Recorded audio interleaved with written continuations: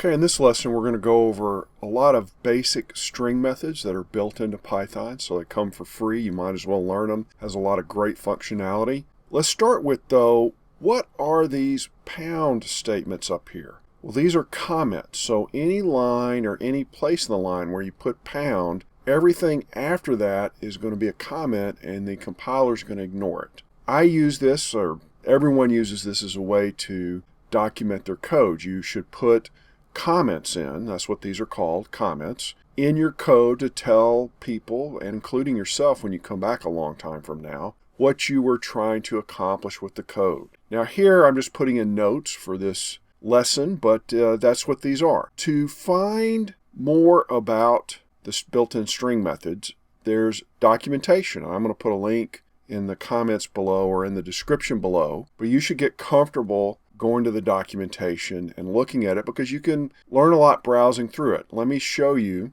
Here is the string documentation in Python, and it goes through, and I mean there's a grab bag of methods here. We're going to go through what I believe are the most common, important ones, but you can find others here. There's a lot built into the documentation. So let's start with capitalization, and this has to do with user input. You can never anticipate how users are going to put in strings, and so these methods give you a way to try to normalize it or create it all the same way. So here I've got a name, it's not capitalized, Will Bunker, but I can run a method on that string by doing dot title and then parentheses, and that will uppercase each letter at the beginning of each word and lowercase all the other letters. So let's go here, and I'm going to add a capital U, and you'll see that both uppercases the first letter in each word and then lowercases the rest of it. So that's title. Let's look at this next one where I've input a whole sentence. The bear jumped out of the woods. The next method you have is capitalize, and that will capitalize the first letter in the whole string that you have. So this capitalized T, the bear jumped out of the woods. You can use the next set of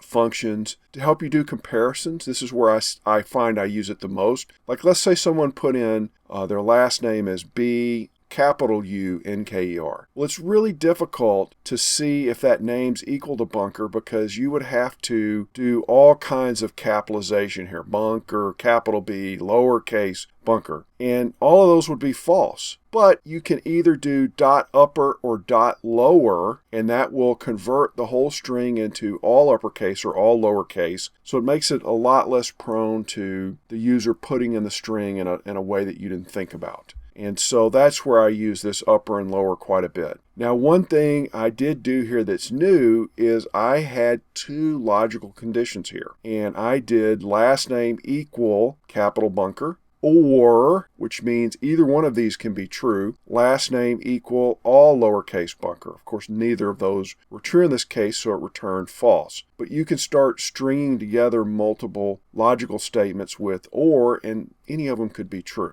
Let's go with this last method here, which is Swapcase. And all that does is it takes anything that's lowercase, makes it uppercase, anything that's uppercase, it makes it lowercase. It's kind of fun, but I don't know that I've ever actually used this in real life, but there it is. How do you handle extra white space? So let's say the user inputted Will Bunker space, tab, and then a line return. Oh my gosh. So when you print this out, you would if you tried to compare it to Will Bunker, even if you lowercased it, it's going to be false because it's not just Will Bunker, there's all this extra white space in there. You can chain multiple calls together because lower returns a string, and so then you can run a function on that. But what we want to use here is strip. So you've got name, we're going to lowercase it, and then we're going to run strip, and that's going to strip all the white space on the front and end of the string out, and all of a sudden it'll match to Will Bunker lowercase. You can go rstrip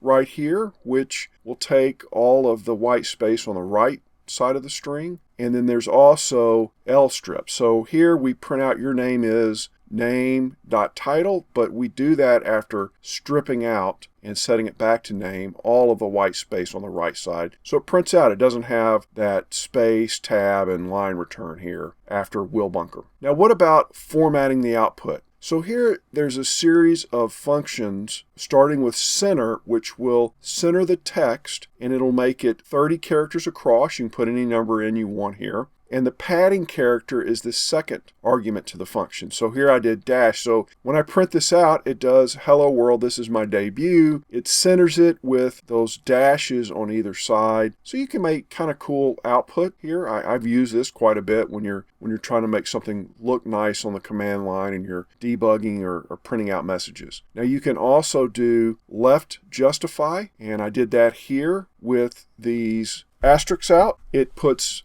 asterisks on the right side of it. It puts the text on the left side, but it puts the asterisks all the way out till it reaches 30 characters. You can do rjust. Here, if you don't put in a separator, it uses space as the separator if you don't put something in. So here it's 30 characters over, and it makes the text right justified and prints it out. Now for the last one in this category, it's Zfill, and Zfill puts zeros to the left of it until you get a certain number of digits. So right here I've got 20, and I want to Zfill that to 4 spaces total. So it'll go 0, 0, 2, 0. So that's 4 characters in all, but it puts zeros on the left. I've actually used this a lot more than you would think because you're trying to normalize your, let's say you're naming a file and it's lessons and you want to have it alphabetical. Well, you want to do 001, 002, and so forth. And so Zfill does actually come in handy here. Now there's a whole series of as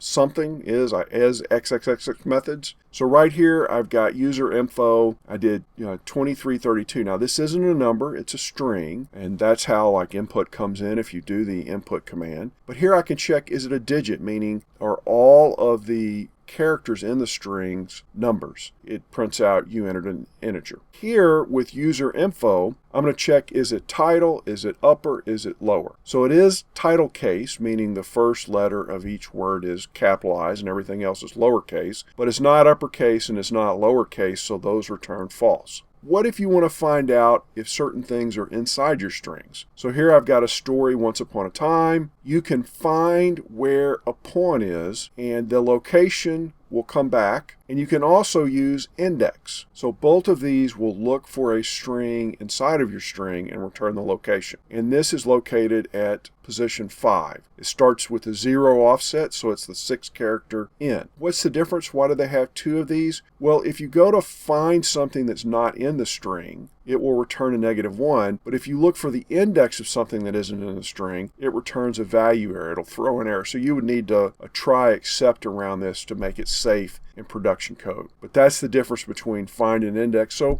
pretty similar, but small difference that can make a big difference if you're doing this on a server up on the internet. 2 more functions here are starts with and ends with. So you've got, does the story starts with once or there? So it does start with once upon a time, so that's true. It does not end with there, so that's false. So you can use this to conditionally check for if your start of the string or the end of the string has the proper characters that you're looking for. You can manipulate that by removing the first of the string, so it's removeprefix or removesuffix, and when I do that and print it out, it prints out upon a time and once upon a. So it removes those. Now notice it does not do it in place, it returns a new string. So you would have to write over story if you wanted story to equal that, but I didn't. I just wanted to remove it, show you what happened. Now, what if you want to find out how many E's are in this story? You can do count and then pass in a string. It can be more than one character, and it will look for that string and tell you how many times it's in your story. Well, E is in there twice. Now, it is case sensitive. If I'd done O, it would not have detected the capital O at the beginning of this. Finally, we can replace things. So if I want to replace every E with an at, I could do once upon a time. Kind of looks a little funky, but I